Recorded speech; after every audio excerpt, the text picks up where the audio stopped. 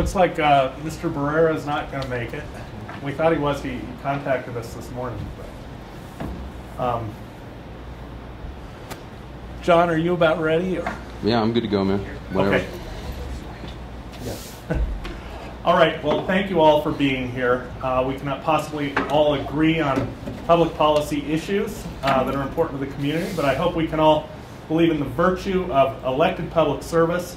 And on behalf of the Gazette and the Gazette's editorial board, I want to thank each of you for your willingness to make the great personal sacrifice of community service.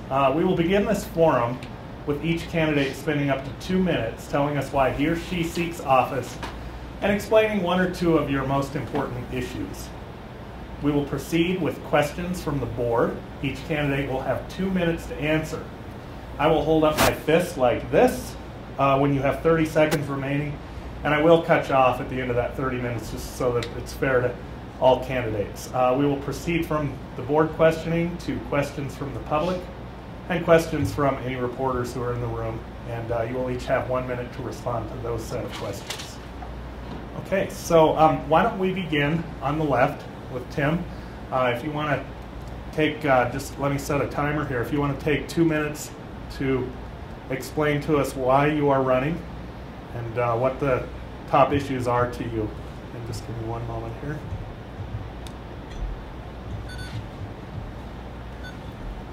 I have this all set up and it went away. Timer. Okay, go ahead, Tim, and get started. Well, thanks, Wayne, for having us down. And gentlemen and ladies, thanks for hosting this forum. I appreciate the opportunity to come in and talk to you guys. Wayne, I'm running for re-election because I think that I've teed up a lot of conversations, and basically I want to kind of see some of those conversations through and essentially finish the job on some of the issues that I've raised and started. So that's kind of my big reason for staying in this at this particular job and so on. My issues are public safety. I'm real concerned about public safety, both fire and police. I'm interested in economic development, and obviously I'm interested in the situation over at the Colorado Springs Utilities Company. So I think I've teed up a lot of conversations with respect to those issues. Been involved in the comp study to try and help figure out what the appropriate pay for the staff and for the sworn officers is, and I've been deeply involved in so many different conversations that I think after 2 years, which is too short really to hold this office, I feel like I just am now hitting my stride experientially and having some depth of knowledge to bring some value to the conversation. So I'm hanging in there so that I can add that experience and knowledge to the ongoing conversation. So that's pretty much what I'm all about. Very well. Thank you. You had 40 seconds left, so we'll go ahead and move on to Mr. Knight. Okay, I'm Don Knight, and again, I want to thank you for this opportunity. And I'm running because I love the city, and I'm basically sick and tired of the economic stagnation that we're in. My wife and I are still living in the same Rock Rimmon home we purchased in 1990, and we raised our 3 kids in. And so over these 23 years, we lived through some economic lows in the city and some economic highs. And now that I'm retired in a position that I can serve the city more, I want to bring the personal leadership and the sound program management success I had as 26 years as an Air Force officer and 10 years doing business development for the defense industry. I want to bring that to City Council to get us all working together to move this city forward again to new economic heights.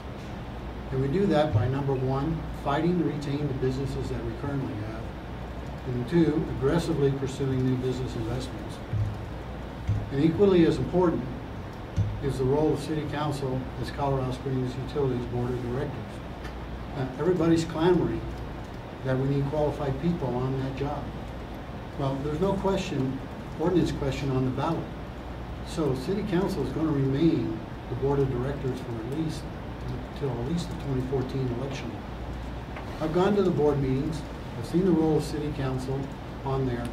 It's no different than what I did for 2 years at Cheyenne Mountain Air Force Station, second in command, in charge of all the utilities, including water, wastewater, and environmental. And I will pause there and say thank you very much. And again, I'm Don Knight. Very well. Thank you so much. Ms. Ney. Hi, everybody. My name is Julie Ney. Thanks very much for having us. I have lived here in Colorado Springs. I love the city. I'm a mother of 4 sons, and I have owned and operated 2 very successful small businesses. I am running for city council because, like a lot of people here in Colorado Springs, I love it here, and I want to see this city continue to evolve, probably more fast-paced than it has been. It is a bit stagnant, as these 2 gentlemen have alluded to. I want to see it grow to the point where my sons, as they grow up, want to stay here in the city and raise families of their own one day. I don't want to see them leave, as a lot of families don't want to see their kids leave to another place. So I want my families to stay, my grandchildren to stay. I think that I will have a stronger voice than just being involved if I am on city council. And I believe that I can offer a fresh face, fresh ideas to the city council, and I believe that I'm qualified to do that. I like to look at things with facts and not emotion. I like to make decisions like that, and I think that the council needs to have that. Also, the top priorities, I think, are obviously CSU and Drake and stormwater, obviously police and fire. And I'll close with that. Very Thank well. you. Thank you all. It looks like Mr. Barrera has joined us. Hello, Wayne. Hi, Joe. How you doing? How you doing? I'm fine. I'm Good right to see on you. time, Wayne, of course, right? Well, it is snowing outside. So, Hello, why don't guys. How are you? Hi, Tim. Hi, Don. Hi, Judy. Hi, how are you? All right. You have the name plate.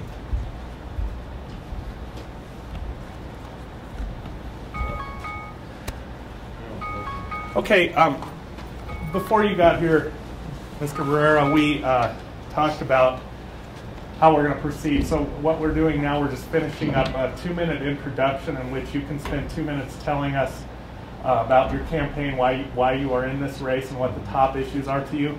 When you have 30 seconds remaining, I'll hold my fist up, and then we will cut you off at when your time is out, and on all questions. All right. We're going to go to board questions after this, and you'll have 2 minutes for each. Then we're going to go to a question from the public and from any reporters in the room, and each will have 1 minute on those questions. Okay? So go ahead and begin.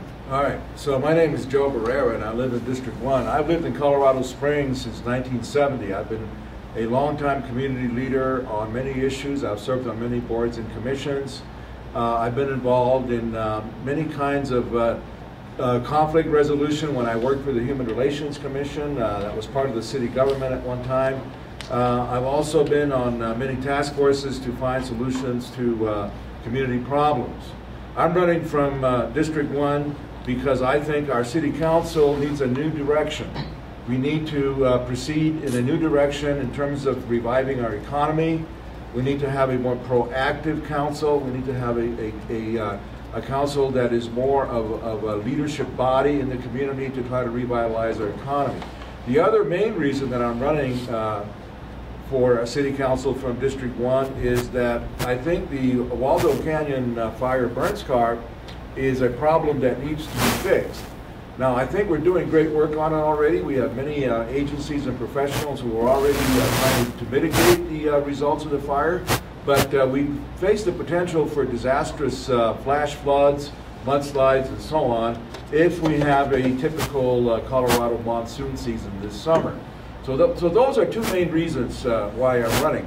I'm also running because I think we need to do, and I agree with the mayor on this, a complete charter review of the city, and we need to clarify the status of the city council in terms of the strong mayor race. Thank you.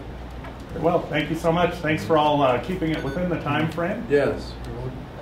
And we're going to go ahead and proceed with a question from the board. Poole, would you like to begin?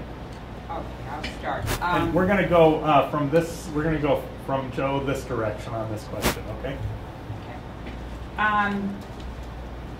We have on the ballot in April increasing council pay, and I'd like to know your position on increasing council pay, and if you think the issue is set up correctly. In other words, the pay scale, and just kind of elaborate on your thoughts about council pay.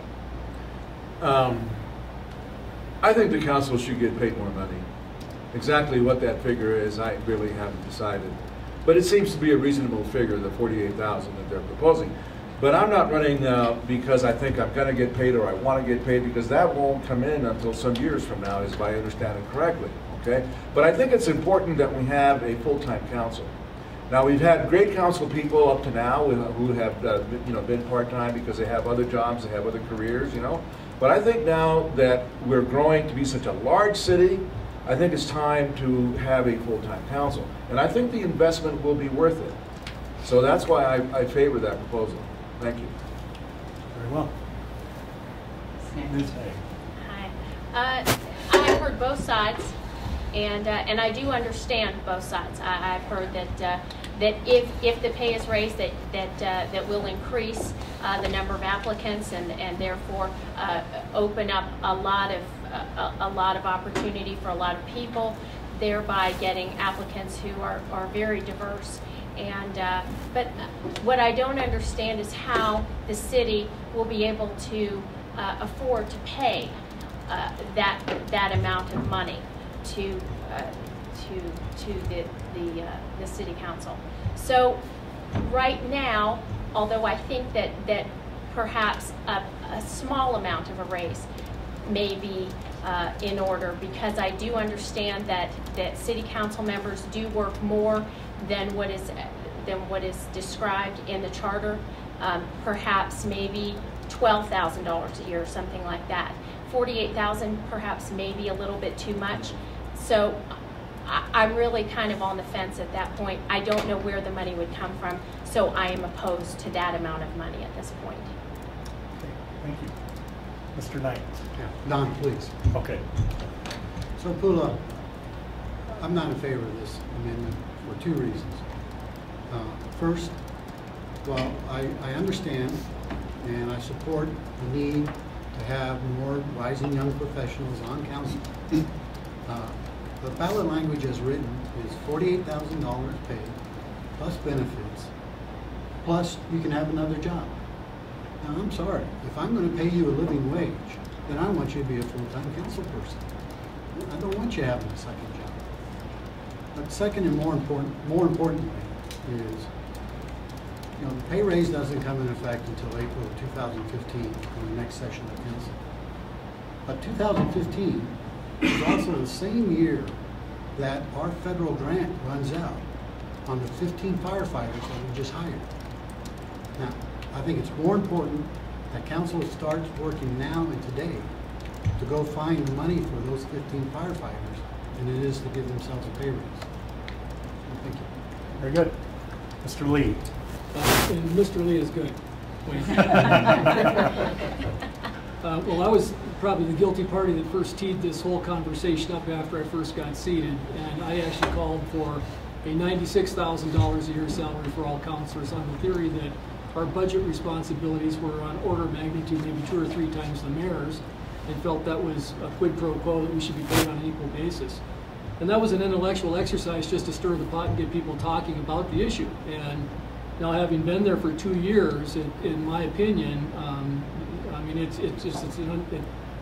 the idea of pay for council is premature until we figure out what the role of council is.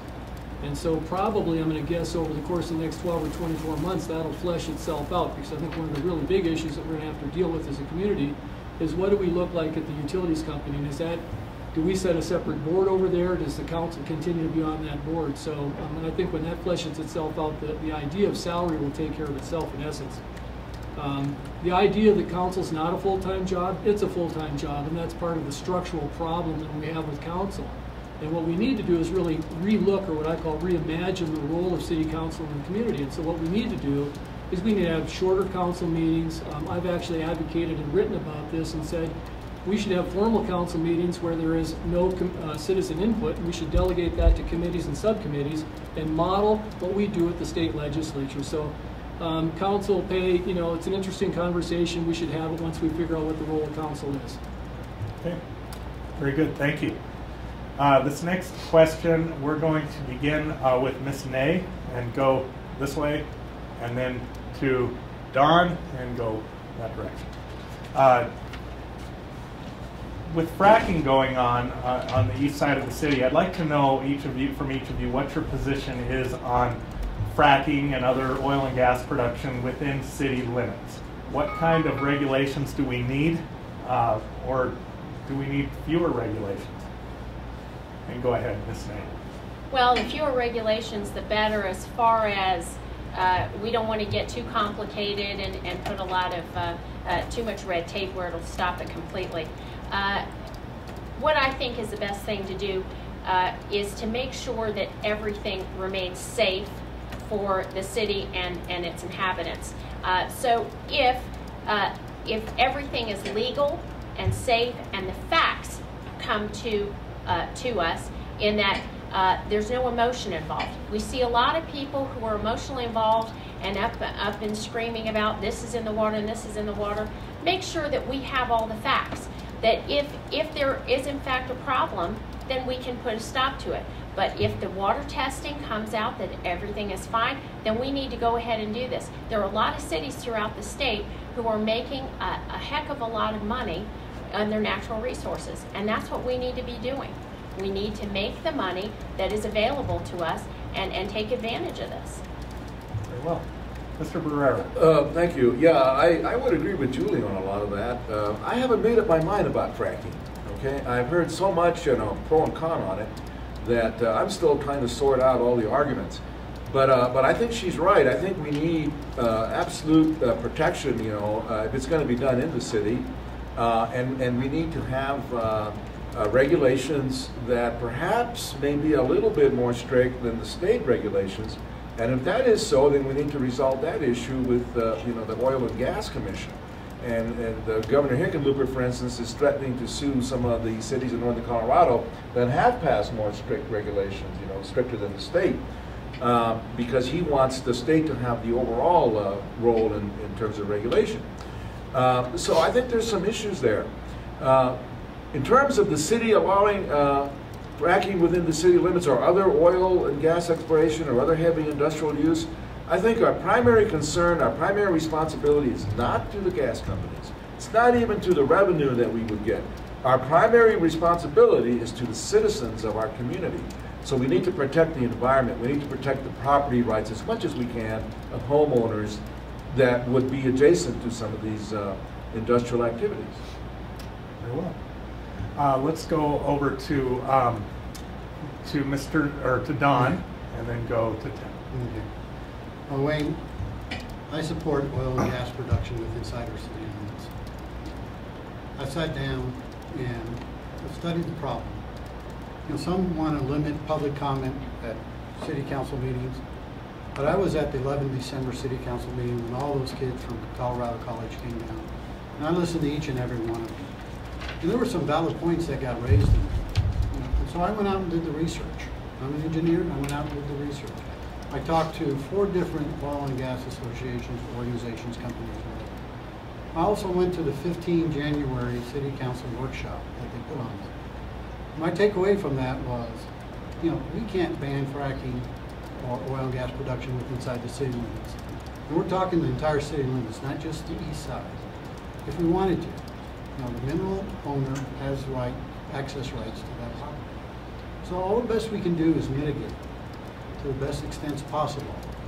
And I think that the regulations that are coming down from the Colorado Oil and Gas Conservation Commission, which are saying are some of the toughest in the nation, combine that with the current ordinance in front of the city, that's in front of them right now, and I think we've done a heck of a job on providing for all that mitigation. So it's there. So I really hope that this current city council will quit kicking the can down the road like they have for 3 months when we should have the second reading on the 11th of December, and vote and pass it next Tuesday. Otherwise, once I'm on council, I will be voting for it at the first meeting. Very good. Okay, Mr. Lee. First of all, it's a great issue. It's interesting to talk about. You can go down on all kinds of different threats, but I'm the guy that actually kicked this issue down the highway. This was teed up for a vote, and I sent out one of my weekly market reports and suggested we revisit the issue. My issue with fracking and drilling inside the city limits is that the way the ordinance was crafted, drilling would be principally permitted use in a residential zone, and that's just not right. And of course, there's a bigger issue because we're really talking about inside the city limits. We're really addressing the Banning Lewis Ranch, and so, you know, what we should be able to do is to parse out what the real issues are. And so, because I pushed this down the road a little bit, we got to study it a little bit more deeply. We're going to have better regulation in terms of pollution and emission and those kind of things. And the big thing that we've come back with, and I will approve it when it comes before us, and I hope we do that very soon, is it'll take a minimum of 18 acres to drill a well inside the city limits. And so I think that was a pretty good accommodation. Look, I've been to Silt. I went to Silt and I spent the day on a drill rig. I actually, in Frackland, they talk about a creek that burns. I've been to that creek and actually seen it burn. I met the guy that homesteaded, his family homesteaded the land. I can't find any instance where there's science that proves that fracking is harmful. So I've been a drill baby drill guy, but I want the right ordinance written for our community. So that's been my position. Okay, great, thank you. We're going to go on to a question from board member and publisher Dan Stever. And we'll go ahead and start with Don, and then we'll go to Tim, to Joe, and to Jules. Economic development came up in several of your opening comments about in terms of it being a priority and something, maybe that's even the reason why you're here to run. So my question is about economic development. And if you could just maybe cite one or two things that you think would be the most important things that this city can do short term to start moving us down the road towards growth. You know, I'm an outsider coming into this community a few months ago, and I studied the trends too and saw the years when it was a boom town, and saw the years when it was not so good. And I would agree that we're kind of idling at this point in time. So what are the one or two things that we as a community and maybe city council, city hall can get behind to say, let's get this thing started? Which order am I supposed to we're going to go to Don. Don. Okay. Great question, Dan. Thank you. Because as I said in our opening 2 minutes, we're stagnant. We're stagnant for two reasons. Number one, we got a divided leadership. And I learned in my 26 years in the Air Force and 10 years in the industry, you lead people and you manage programs. So we're going to have to start arguing and start moving out together. As President Truman said, it's amazing what you can get done if you don't care who gets the credit. So we need to get behind all and working together. Find one single common cause we can agree on, like bringing a new airline into Colorado Springs Airport. Let's get behind it and go get a team success. And team success builds interpersonal bonds that will then allow us to attack our differences rationally instead of emotionally. And then the other reason we're stagnant is on the program management side, we are reactive instead of proactive. Let's go back to the loss of Frontier Airlines.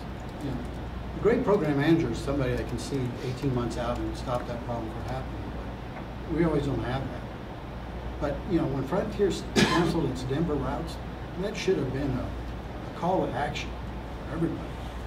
And we weren't even reactive on that. We just let them in time. So, you know, we need to look ahead. We need to worry about the $983,000 shortfall we got right now in our current city budget for Park Water. We need to worry about how we're going to pay 15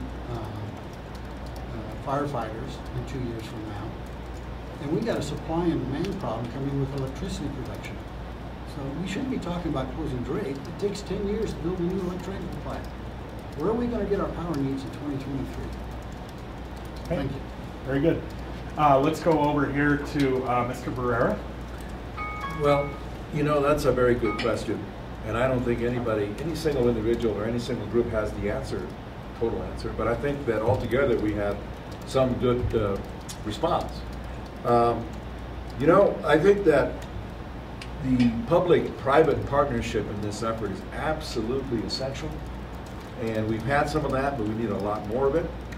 We need to get the private sector, we need to get the business leaders in this community solidly behind a comprehensive effort to bring in new manufacturing, to bring in some of our high-tech industry that we've lost, to bring it back in.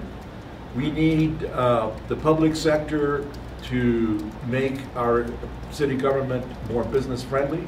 We need to look at sales tax abatement, or property tax or business tax abatement in order to give an incentive.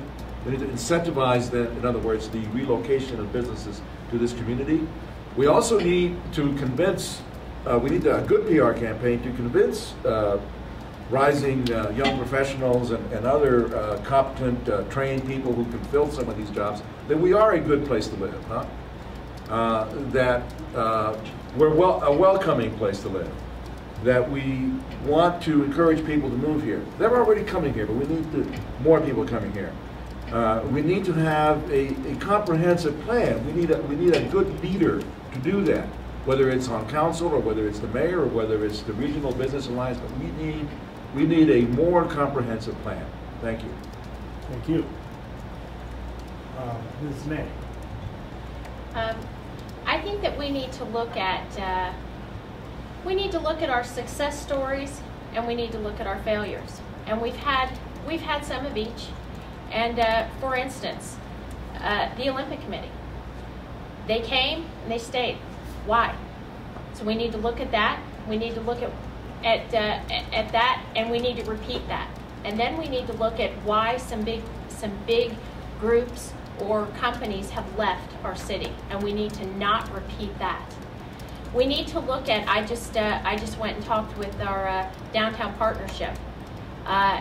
They have a lot of great ideas. I think the downtown is the heartbeat of any city, and they want to put a streetcar in our downtown. I think that's a phenomenal idea. Their research shows that every major city that has put a streetcar in their city has gone up a minimum of 900%.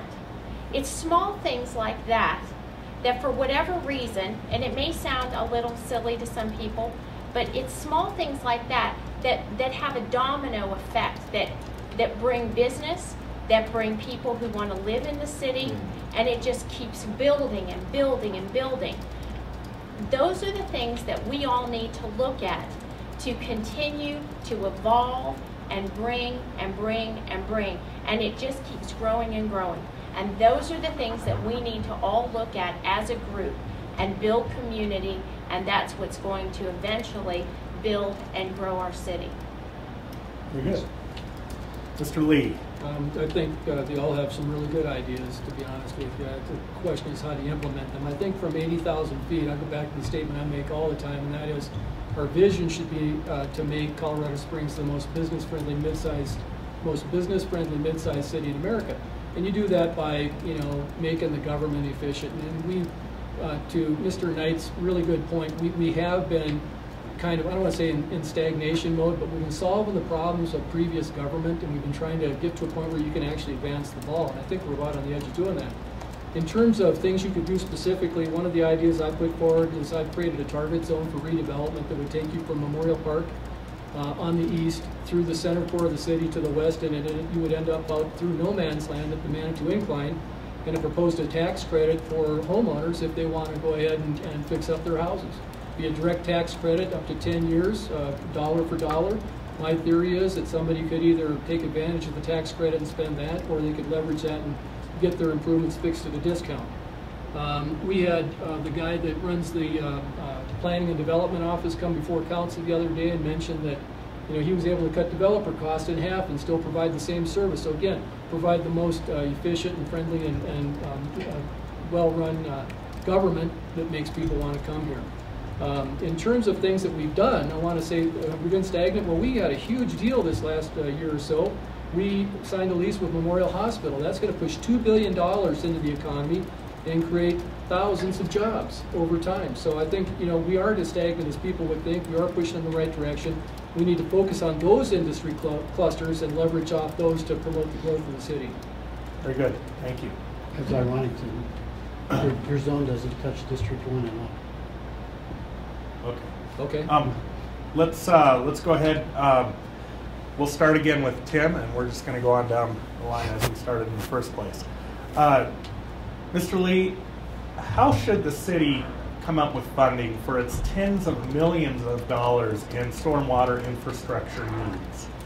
Good question. You know, if we take a look at the existing budget, we have some bonds that will be paid off probably within the next 24 months. I think we skipped on, I want to say $7.5 million in annual payments. I proposed what we do is we recapitalize that at 4%. You can raise a lot of money and start that process. So if you look inside the existing budget, I think there are ways we can do that. And I think that some of the numbers, we have like this ever-changing number of what our stormwater and other infrastructure needs number is, and I think inside the existing budget we can find that. And I think that, you know, again, part of the problem at council is we're not privy to the detail in the budget, and I've talked to the mayor about that.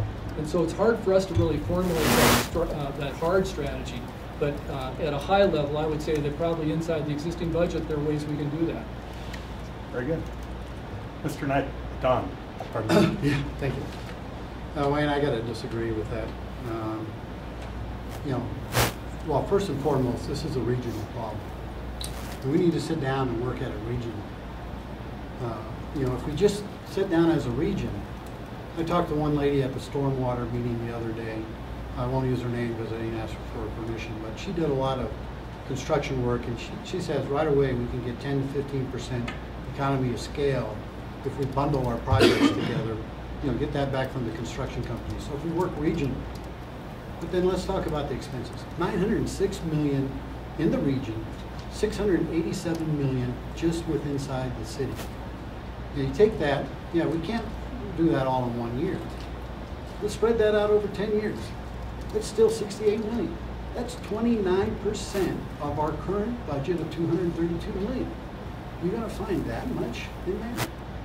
Now, we can do it through raising taxes, or we can do it through economic growth, and I want to do it through economic growth.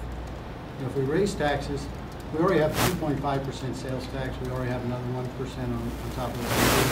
There would be another 1% to bring in $68 million a year to do that.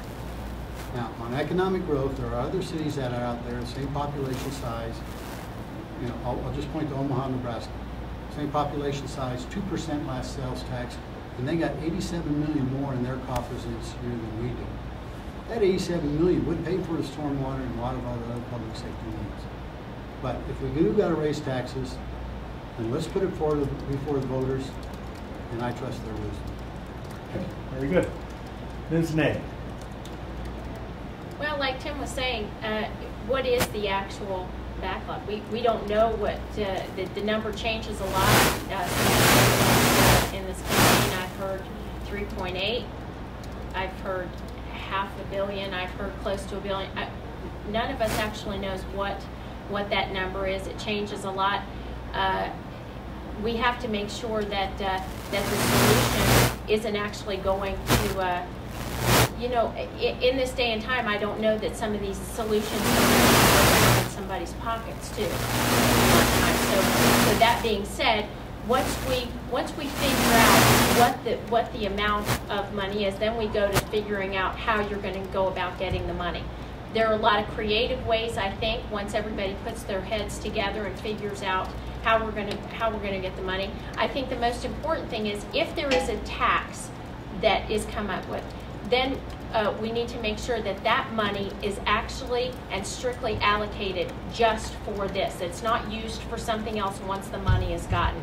It has to go just for this, and it has to be put before the people. It has to be voted upon. And that has to be as more of a last resort and not a first option. Very good, thank you. Mr. Barrera, same question. Yes. So this is kind of a tough one. We have to be realistic about the problem. We could potentially face a disastrous flood season with the burn scar and other things. And we have to look at that squarely in the face, and we have to say to ourselves, we got to fix it before the disaster happens. Okay. The other thing, of course, is that our culture here in this city is not amenable to raising taxes. Yeah, I completely understand that, and I don't want to raise taxes. I don't think anybody wants to raise taxes, huh? I agree with Don. The regional backlog for stormwater is 906 million, 687 million for the city. So it's a big problem. Huh? Now we could. Apparently somebody likes what I'm saying. Huh? Boy, I turned the ringer off on this thing. I don't know what's going on. Yeah, that's why I don't have those gizmos because. Anyway, we can pay for some of it, with efficiencies in the utilities budget, with efficiencies in the city budget. I'm sure that we can. We can go through it. The thing about the bonds. We can look at all of that, huh? But we may need to look at raising taxes. Now the voters sometimes approve sales taxes, huh? They renewed the PPRTA tax in November. They also passed Sheriff Makita's tax to augment the deputies. Huh? So, but like Julie says, we have to have a sunset limit on it, on any new tax, and we have to spell out exactly what the projects are going to be that are going to be paid for by this tax. Thank you. Thank you very much. Do you want to give a question from the readers? We ask our readers in the paper on Sunday and today to send us some questions, and I've just got time for one, which is your position on Tabor, the taxpayer bill of rights. And I don't know what the sequence is, but let's just start with Don, and then Mr. Lee and Julie and Joe. And they specifically wanted to know if there were things in Tabor that you would alter. Okay. Yeah, the first thing, Paula, I'm sorry. First thing I look at altering is take a good hard look at the differences between our city Tabor law and the state Tabor law. And, the impact that when the rest of the state passed referendum C, that suspended Tabor for a few years. If I'm right, and my research is still ongoing on that, I don't know how that impacted our city. So that's one area. But the other areas on Tabor, citizens put that in to ask for a vote. And in the 21 years that Tabor's been in there, there's only been 9 years that we've gone over there where we had to go back to the citizens. 2 of those, we just gave the money back to the citizens. It was like $3 a person or something like that. 2 of those we asked, hey, can we keep them in our pocket? We just want to keep them in our pocket. We just want to keep our money. And the citizens said no. But when you go out, the other 5 times, they said specifically, we want to keep this money for the Woodman Academy interchange. Or we want to keep this money for this. The citizens all agreed to it. So I think people are fearing it for a reason. As long as we're truthful with the citizens and upfront with them, then we can make Tabor work. Okay. And which direction are we going? Mr. Lee? Okay, so with respect to Tabor, I'll be real honest with you, it hasn't been on my radar screen right now. I've been frying some bigger fish and other fish with respect to the Colorado Springs Utilities Company, trying to get them to be a little bit more efficient and optimize that opportunity. So, I'm not a tax and spend guy. I'm not an increased tax guy. So as far as I'm concerned right now, Tabor can sit idle for about 12 months. And if it comes up, we'll talk about it at that time. Very good. We're going to Ms. Nay. Hi. I have read over Tabor a couple times. It's like being in school again. I have tried to absorb as much as I can for it. But what I can understand about it is that in theory, Tabor very good to the average taxpayer, and I think that it works pretty well unless we're in a serious economic crunch, and I think it does okay. And I hear a lot of people who are not real crazy about it. I've heard some people who want it out. So, I wish I could speak more intelligently to it. I cannot. All I know is that since it was voted in by the people, if people do not want it now, it's going to have to go on the ballot and it's going to have to be voted out. Legislators cannot just get rid of it at will. So that's all I can say about it. I'm sorry. Tabor is an emotional issue, just like fracking and all those other things. Huh? But there's some good things about it. I think the citizens definitely should vote on tax increases. I trust the common sense of the citizens. I trust the common sense of people who live in Colorado Springs. I don't think they've ever really gone wrong. Okay, I have faith in the people. At the same time, let's say that we have an economic boom, right? Like we had in 2005, 2006, 2007, and the sales tax collections go way up, and that's where we get most of our revenue, right, from the sales tax. Huh? Are we going to have to return some of that money to the citizens if that happens, Tim? I think we may have to, right? Because of Tabor, right? Well, I would then at that moment, if I were on council, propose that we let the citizens decide again if we can keep some of that excess, okay? Which is, we're bound under Tabor to return it. Yes, I know. But we may have to ask the citizens to let us keep it in order to specifically target projects like some of the stormwater things that we need to do, some of the road building and road repair that we need to do, and so on. Okay, so I think that we just have to be really on top of this as a city council, huh? Don't let it catch us by surprise, and be proactive. I think there's a lot more room on the city council for the long-range vision that I don't think we've had, and that I would be all about if I were on council. Okay, very good. At this point, we're going to go ahead and open up questions to any reporters in the room, and I think Wayne has something he wanted to ask. I do have a question. I actually live in District 1, and my question concerns the extension of Centennial Boulevard from Fillmore to Fontanero. I think it's critical. Garden of the Gods Road is a mess. With the county having moved their offices there, it will get worse with the opening of the VA clinic in 2014. This is a PPRTA project. How do you feel about it, and what are you going to do to either advance it or block it? Let's go ahead and start with Julie, then Joe, around Tim, and to Don. Well, I think that if there's enough funding available, I think that you're absolutely right. I live right there as well, and if we can inconvenience the citizenry as little as possible, if the funding is there, I think it's an absolute must, because you're right. It's going to become an absolute mess over there. I'm in favor of extending Centennial Boulevard, Wayne. I think it would be one of those examples of infilling, which I am completely in favor of doing infilling for development within existing city limits, rather than going east the way we always have. I think it would really help that.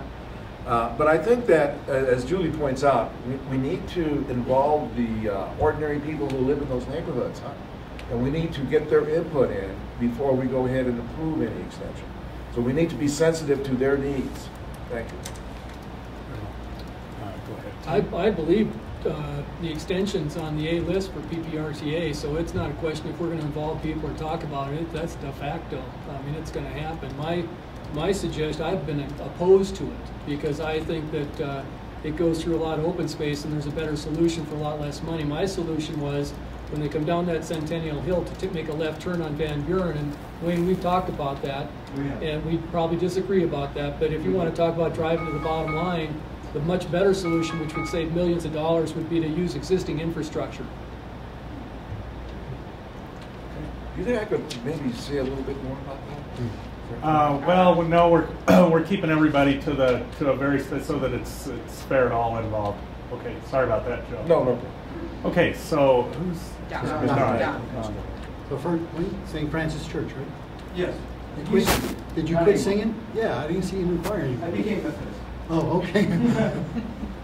Sorry about that. I became Mormon. Go figure. We for years, the city has complained about east-west access. And the couple of good streets we got, like Garden of the Gods, and like Fillmore that come across there, they got to be able to connect to something.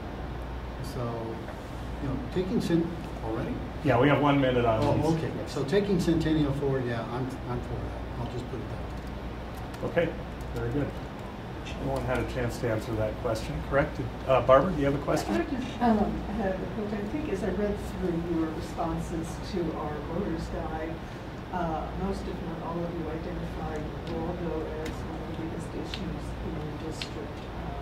Primarily, obviously, the runoff work that's needed up there. I guess some federal funding is still stalled. So, what do you all propose for dealing with Waldo? Let's start with Don, go to Tim, Joe, and Ms. May. Well, the SCAR is on federal land, so we need federal dollars. You know, and I think it's a travesty the government can pass $50.5 billion for East Coast Sandy relief of your and my taxpayer dollars. You know, and they can't get $20 million to Colorado to fix our fire problems. So, you know, we got to work together. And in my time as defense industry, I've coordinated with our government relations office, so I know how to help Sally Clark and our senators and Congressman Lamborn to get together and let's get some of our industries like Lockheed, like Boeing, like people that have big GRO offices, government relations offices, and get them helping. This is part of the working together. We got to go together as a team. And right now, I haven't heard iota one out of this city council about helping to get those federal funds. Very good, thank you. Mr. Lee. Well, I think your question tees up a bigger issue, which is the one I will address, and that's with respect to whether we should have district elections or not. And I'm not in favor of district elections because I think what happens, absolutely to your point, you get focused on issues that don't have a great impact on the overall city. So I've been in favor of not having district elections, and this is a great example of why. Look, the mayor's office is handling the action on getting that funding. He's worked with the senators, the congressmen, and that process is well in hand. So I feel very confident the funding we need to get will be forthcoming. Okay, very good. Mr. Barrera. I think it's the single most important issue facing District 1 because we could have disastrous floods and mudslides, right? But which would also impact the rest of the city. So I think Tim is right that it's a citywide issue. I'm not too confident in what's been happening. I don't think we're going to get the money. It's just I don't see the signs. I've talked to Michael Bennett about it. He doesn't seem to see the signs, even though he wants to be optimistic about it. I don't know if anybody's in contact with Doug Lamborn, but I think we need to put a lot of attention on Doug to try to get him to help us. Okay, and I think Dawn is absolutely right. It's a federal thing. We need to get the federal bucks in there. However, I want to say here, right at the end of my little discussion here on this particular problem with the burn scar, is that I have proposed a volunteer solution in which we take 2,000 volunteers over a period of 6 weekends in April and May. Mr. Barrera, I'm going to have to ask you to stop there, please. Yeah. Thank you. And we put them to work. Okay. Did everyone? No, Ms. Nay has not answered the question. Go ahead. I would just agree with Tim that this is a federal issue, and the city needs to be as one to get the federal funding. And I'm just not sure that the city council itself has enough power, or one person, District 1. It is obviously sits in District 1, but this is something that the mayor has to be the mayor and as higher seat has to go forward and get this done. Okay, very good. Dan Stever, I think you had a question? Yeah, the issue of city charter has come up a couple of times, and it almost has become a roadblock in terms of getting on to other important issues that can help the city move forward. So there's a lot of talk, we've heard some today about, hey, let's get that down first, and then let's get to work. And from my perspective, I don't necessarily disagree with the notion of let's get organized, roles, responsibilities, and then we can start to run. So in that regard, my question to you all would be just what is if you could make one change to the city charter that could help get this city going faster, what would it be? And you don't have to get a specific answer. You might say address that issue, but just if there was one thing that could be the big thing that we could fix, what would it be? Let's go ahead and start with Joe Barrera and go this direction. Well, the city council is the policy-making body. The mayor is the executive that carries out those policies in specific ways. And I think that that's been muddled, that arrangement. So I need to review the city charter to see if we can clarify that. I would like to see the mayor also propose things to the council, and then the council votes those things up and down. Okay? I would like to see the council retain control over the purse, and then the mayor can spend the money that the council approves. Those kinds of things. Very good. Ms. Nay. I think that the charter needs to be redone so that or just revised, because I think that it's very important that the city council's job description be more clarified.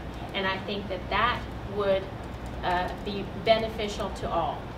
And I think that will take care of a lot of what is confusing to everyone. Very good. Thank you. Don.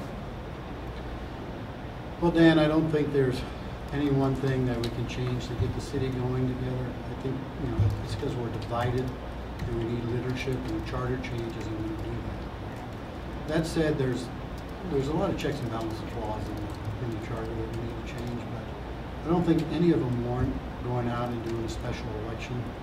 That's be an extra over $400,000 burden we'd be putting on our citizens. So,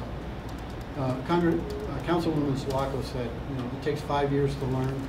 Thank you. And I don't want to wait that long either. So I think what we ought to do is we ought to take all the lessons learned that we've learned, that we're going to learn, put them on the November 14 ballot, and then let's enact them at the start of the next mayoral term. But let's learn all the lessons on the first go around, and then make the change then. Very good. Mr. Lee. Two things I'd work on. First of all, in the current charter, City Council is charged to create its own strategic plan. The mayor is charged to create his own strategic plan. We should get rid of that monkey business, have one strategic plan, because that speaks to the issues these guys are talking about, is that there's no coordinated direction. We need to fix that. Number two is, right now the personal policy manual is the purview of council. That should be the purview of the executive branch, because how can an executive manage his employees if it's not under his charge? So those would be the two things I'd make immediate changes on. Yeah. Okay, very good.